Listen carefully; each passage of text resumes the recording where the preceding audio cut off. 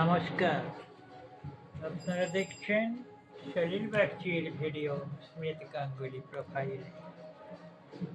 এখন আমি আমার রচনা একখানি কবিতা আপনাদের পাঠ করে শোনাচ্ছি। আপনারা শুনুন, দেখুন, আমাকে লাইক দিন, কমেন্ট করুন, সাবস্ক্রাইব করুন।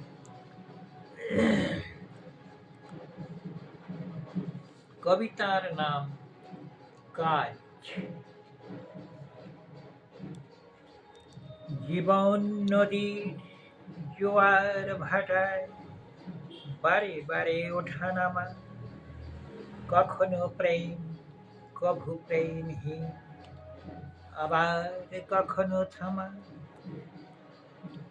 এই জীবনের কাজ, এ জীবনে হবে, ফেলে গেলে অকারণে দুঃখ কেবল বাড়াবে সংকট, ব্যথা রবে মনে মনে।